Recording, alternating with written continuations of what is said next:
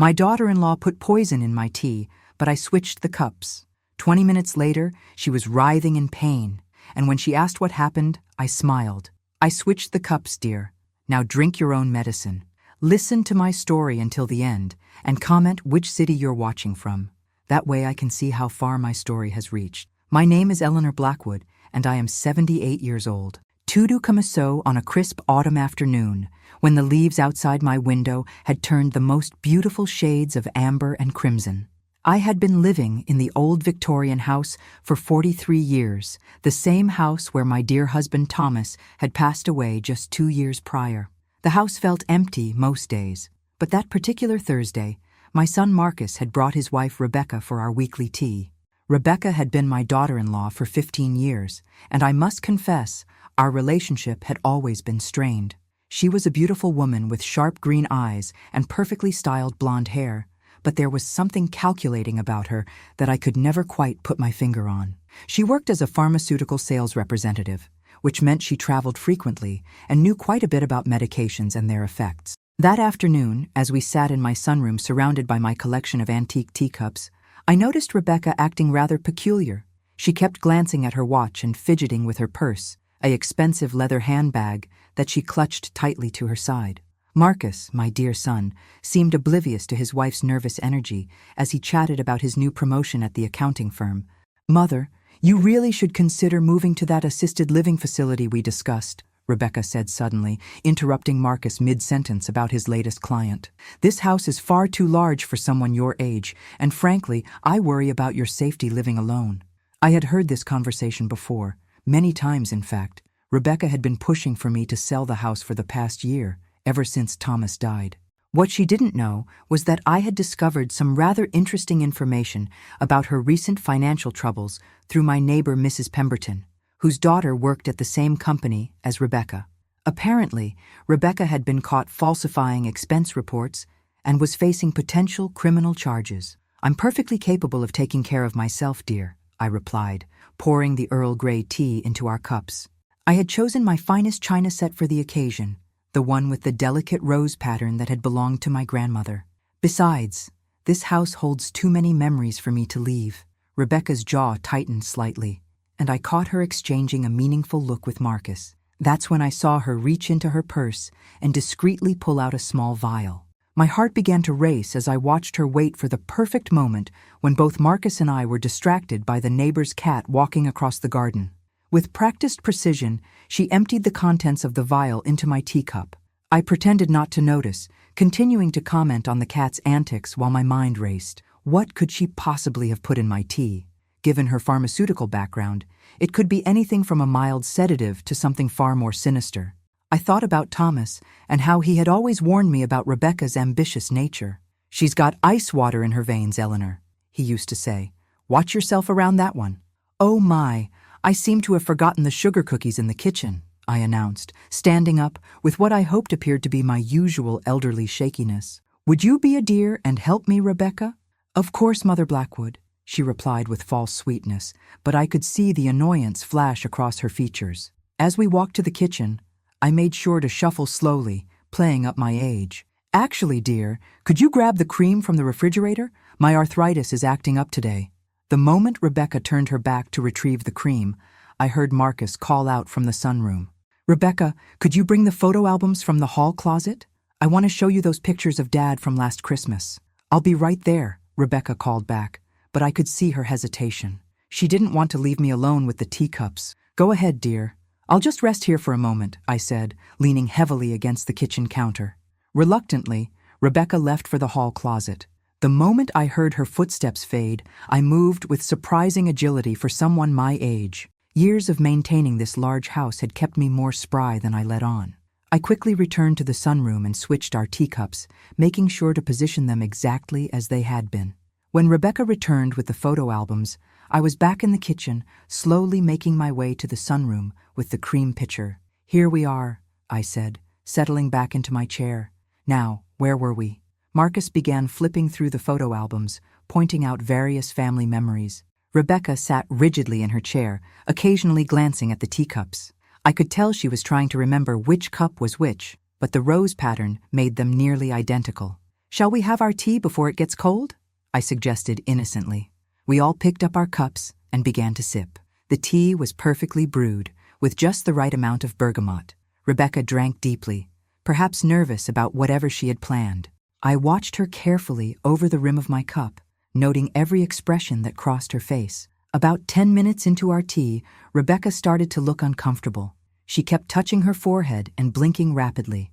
Another 5 minutes passed, and she began to sway slightly in her chair. "Rebecca, are you feeling all right?" Marcus asked, concern evident in his voice. "You look a bit pale." I'm not sure," she stammered, her words slightly slurred. "I feel dizzy, and my vision is getting blurry."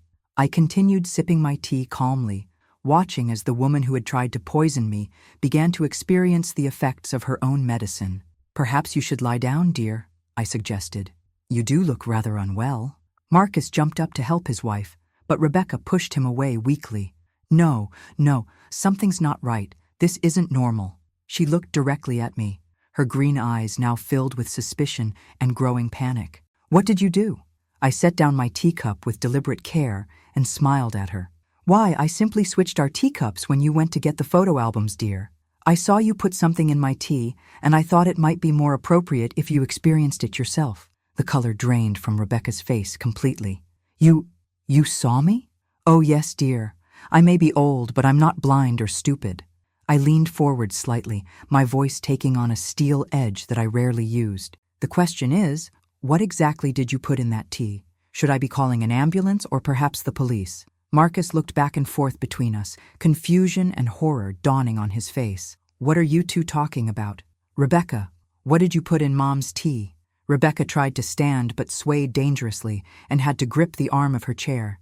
It was just a mild sedative, something to make her sleep so you could what?" I pressed, though I suspected I already knew the answer. "So we could get her to sign the power of attorney papers," Marcus whispered, the realization hitting him like a physical blow. "Rebecca, please tell me you didn't try to drug my mother."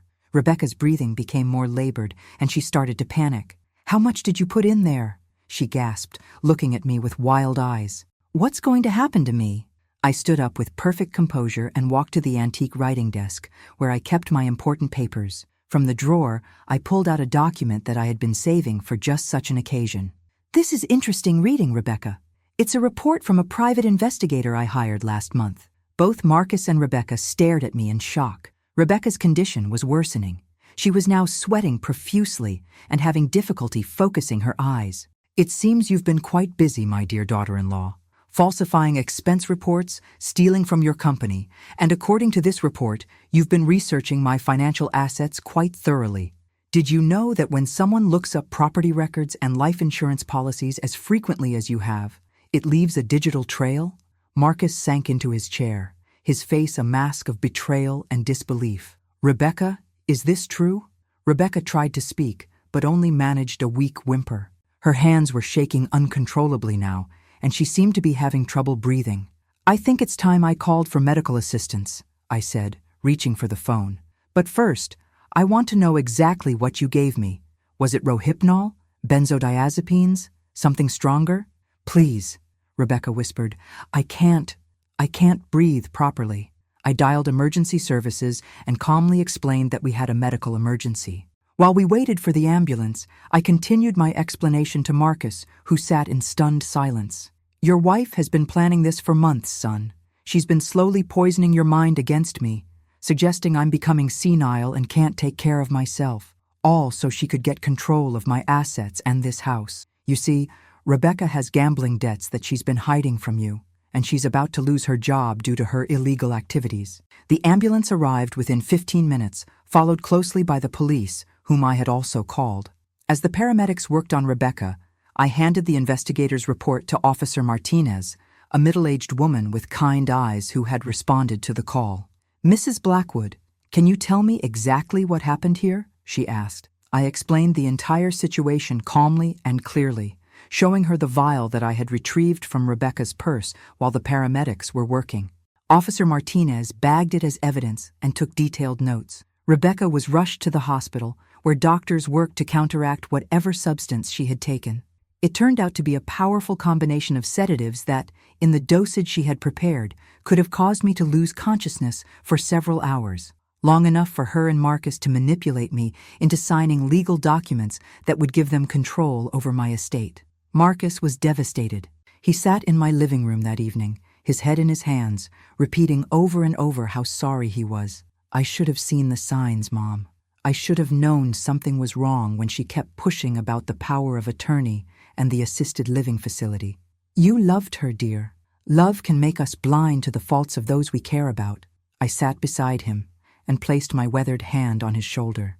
"Your father had concerns about Rebecca from the beginning, but we both hoped we were wrong." Over the following weeks, more details emerged about Rebecca's deception.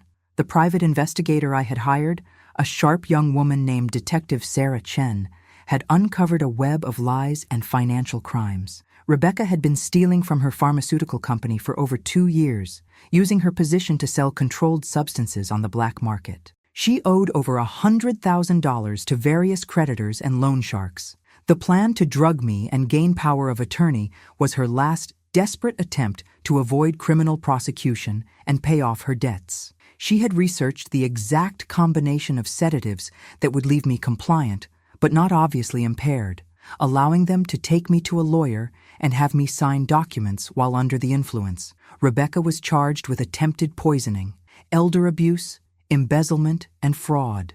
During her trial, which took place 6 months later, I testified about the events of that afternoon. The prosecutor, a stern man named Mr. Davidson, presented evidence of Rebecca's financial crimes and her internet searches about my property and insurance policies. "Mrs. Blackwood," he said during my testimony, "what made you suspicious enough to hire a private investigator in the first place?" I adjusted my reading glasses and looked directly at the jury. "Several things, actually." Rebecca had been asking very specific questions about my finances, my will, and my mental capacity. She would make comments about my age and suggest that I was becoming forgetful, even though I knew I wasn't. But what really concerned me was when I found out she had been asking my neighbors questions about my daily routines and whether I had any health problems. "And what did you do when you saw her put something in your tea?" I knew I had to protect myself. At my age, I couldn't physically overpower her or run away, so I used the only advantage I had. She underestimated me because of my age. The jury found Rebecca guilty on all charges. She was sentenced to 8 years in prison, with the possibility of parole in 5 years. Marcus filed for divorce immediately after the trial, and we began the long process of rebuilding our relationship. But the story didn't end there. During Rebecca's investigation, the police uncovered something even more sinister. Detective Chen called me one morning, about 3 months after the trial. "Mrs. Blackwood, I need to ask you some questions about your husband's death 2 years ago."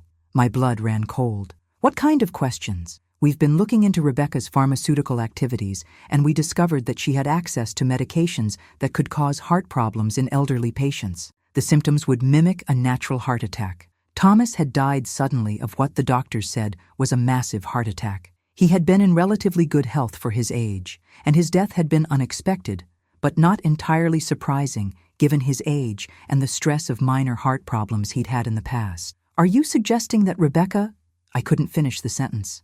"We'd like to have your husband's body exhumed for further testing, if you're willing to consent to that." The next few months were a nightmare of legal proceedings and medical examinations. The autopsy revealed traces of a medication that could induce heart failure, a medication that Rebecca had access to through her pharmaceutical connections. The levels were subtle enough that they wouldn't have been detected in a routine examination, especially in an elderly man with a history of heart problems. Rebecca was charged with first-degree murder.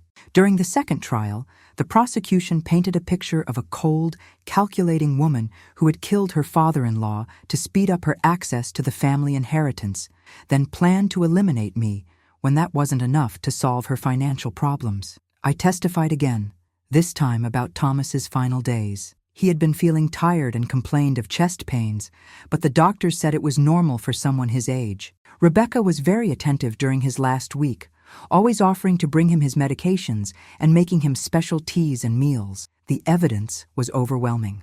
Rebecca was convicted of first-degree murder and sentenced to life in prison without the possibility of parole. Marcus was shattered by these revelations. He had been married to a woman who had killed his father and attempted to kill his mother, all for money. We spent many evenings talking through his guilt and confusion. "How could I have been so blind, Mom?" he would ask repeatedly. "She was very good at manipulation, son. She made you feel like you were protecting me by encouraging me to move to assisted living. She made you believe that she loved our family when she was actually systematically destroying it." The house felt different after everything was resolved. The rooms that had once felt empty now felt peaceful. Marcus visited regularly, and we began new traditions to replace the painful memories. We started having weekly dinners instead of tea, and I began teaching him how to cook Thomas's favorite recipes. One evening, about a year after Rebecca's final conviction, Marcus and I were sitting in the sunroom where it all began. I had put away the rose-patterned china set, unable to use it anymore without remembering that terrible afternoon. "Mom, can I ask you something?" Marcus said, setting down his coffee cup. "Of course, dear. How did you know to hire a private investigator? What made you so certain that something was wrong?" I smiled and looked out at the garden where Thomas used to spend his mornings tending to his roses. "Your father came to me in a dream about 3 months before that afternoon with the tea. He warned me that Rebecca was dangerous and that I needed to protect myself and you. I know it sounds foolish, but the dream was so vivid and specific that I couldn't ignore it." Marcus stared at me for a long moment. "You never told me that. I didn't think you'd believe me.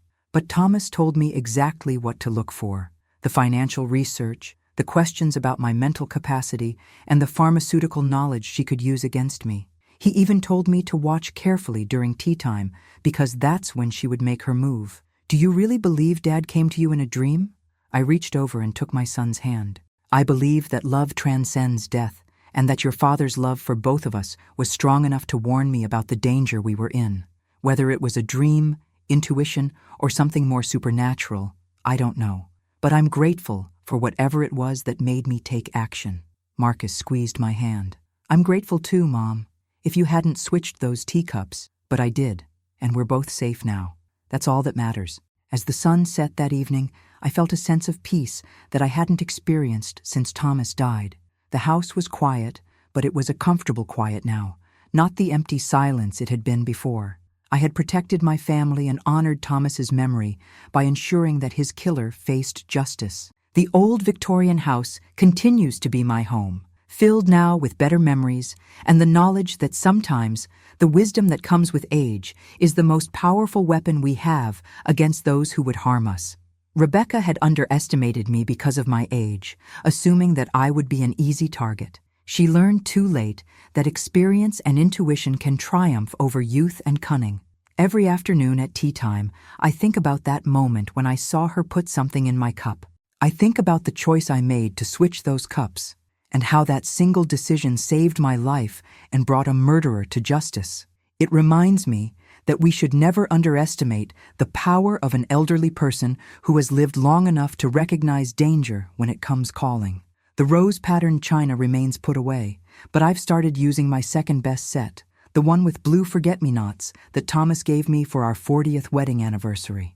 The forget-me-nots seem appropriate somehow, a reminder to never forget the lessons learned and the loved ones lost. Sometimes I wonder what would have happened if I hadn't seen Rebecca put that substance in my tea, or if I hadn't had the courage to switch the cups.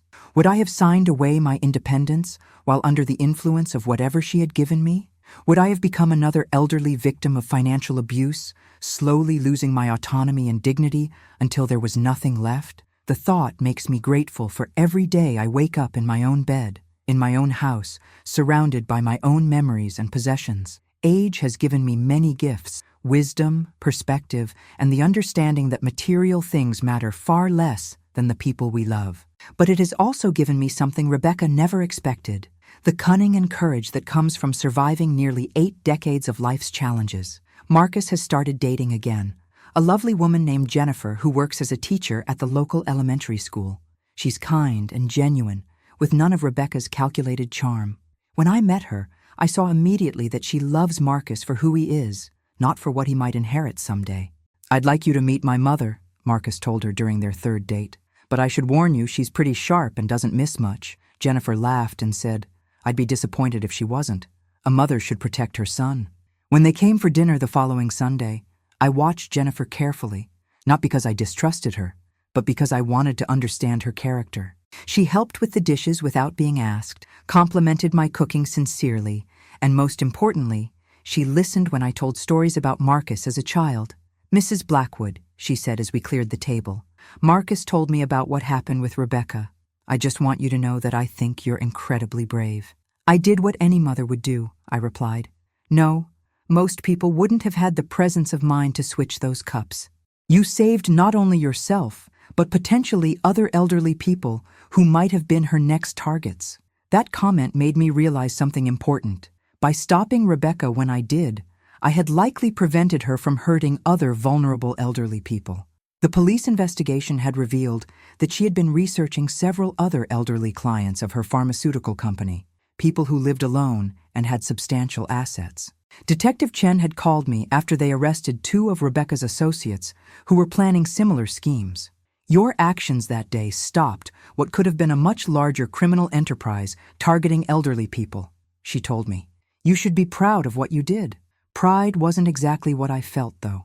Relief, satisfaction, and a deep sense of justice served. Those were more accurate descriptions of my emotions. I had protected my family and potentially saved others, but the cost had been learning that someone I had welcomed into my home for 15 years had been planning my death. The anniversary of that afternoon arrives each autumn when the leaves turn their beautiful colors and the air becomes crisp with the promise of winter. I mark it quietly, usually by having tea alone in the sunroom and thinking about Thomas and how he tried to warn me about Rebecca. I use my everyday cups now, simple white porcelain without any fancy patterns, and I drink Earl Grey tea because it still tastes like comfort and memories. This year, Marcus and Jennifer joined me for the anniversary tea. We didn't talk about Rebecca or that terrible afternoon, but instead shared stories about Thomas and the good memories we all had of him. Jennifer brought homemade scones, and Marcus surprised me with a new photo album filled with pictures of our family from happier times. As I write this now, 2 years after Rebecca's final conviction, I find myself reflecting on the lessons learned from that experience. The most important lesson is that we must trust our instincts, especially as we age and become potentially vulnerable to those who would exploit us. If something feels wrong, it probably is wrong, and we shouldn't dismiss our concerns just because others tell us we're being paranoid or overly suspicious. The second lesson is that age brings wisdom and experience that can be powerful tools for protecting ourselves. Rebecca expected me to be a helpless old woman, but she underestimated the strength that comes from surviving decades of life's challenges. Every difficult situation I had faced in my 78 years had prepared me for that moment when I needed to act quickly and decisively. The third lesson is that family bonds, when they are genuine, can withstand even the most shocking revelations. Marcus and I have grown closer since Rebecca's crimes were exposed, and our relationship is now built on complete honesty and mutual respect. We talk openly about difficult topics, and he no longer tries to protect me from unpleasant realities. Finally, I learned that justice, while sometimes slow, is worth fighting for. It would have been easier to simply drink the tea and deal with whatever consequences followed. But by switching those cups, I ensured that Rebecca faced the consequences of her actions. Thomas's murder might have gone unpunished forever if I hadn't had the courage to expose Rebecca's true nature. The old Victorian house continues to be my sanctuary, but it's no longer a lonely place. Marcus visits twice a week, and Jennifer often joins him. Mrs. Pemberton from next door stops by for coffee regularly, and Detective Chen has become an unexpected friend who checks on me periodically. The house is filled with life and laughter again, the way it was when Thomas was alive. I've started volunteering at the senior center, teaching other elderly people about financial safety and how to protect themselves from scams and exploitation. My story has become something of a cautionary tale in our community, but also an inspiration for others who might find themselves in vulnerable situations. Remember, I tell the groups I speak to, being elderly doesn't mean being helpless. We have wisdom, experience, and the right to protect ourselves and our assets. Don't let anyone make you feel guilty for being cautious or suspicious. Trust your instincts, and don't be afraid to ask for help when you need it. Some people ask me if I'm afraid of being alone in the big house, but I'm not. I have good security systems, trusted neighbors, and most importantly, I have the confidence that comes from knowing I can handle whatever challenges come my way. Rebecca tried to make me a victim, but instead, she made me stronger and more determined to live life on my own terms. The rose garden that Thomas loved so much has continued to bloom each year, tended now by a gardener that Marcus hired for me. But I still go out each morning to check on the roses and remember my husband's gentle hands working in the soil. Sometimes I imagine I can feel his presence there, still watching over me and approving of the choices I've made. This afternoon, as I finish writing this account, I can see the first hints of autumn color in the leaves outside my window. Soon it will be time for another anniversary tea, another quiet moment of reflection on that day when I chose to switch two innocent-looking teacups and change the course of several lives forever. The sun is setting now, casting long shadows across my sunroom where it all began. In a few minutes, I'll put away my writing materials and prepare a simple dinner for myself. Marcus and Jennifer are coming tomorrow for Sunday lunch, and we'll probably spend the afternoon looking through more old photo albums and making plans for the holidays. Life continues, as it always does, but with the deeper appreciation that comes from surviving something that could have ended very differently. I am grateful for every ordinary moment, every quiet evening, every family dinner that passes without drama or danger. These simple pleasures, I now understand, are the real treasures that Rebecca coveted but could never truly possess. The teacups sit quietly in my kitchen cupboard, waiting for the next time I have guests. But I'll never again assume that every visitor comes with good intentions, and I'll never again ignore the warning signals that my instincts provide. Age has taught me that vigilance is not paranoia. It's wisdom earned through experience, and the natural result of understanding that the world contains both good and evil, often wearing very similar faces. As I close this account, I hope that others who read it will understand that growing older doesn't mean growing weaker or more vulnerable, unless we choose to accept that fate. We have the power to protect ourselves, to seek help when we need it, and to fight back against those who would harm us.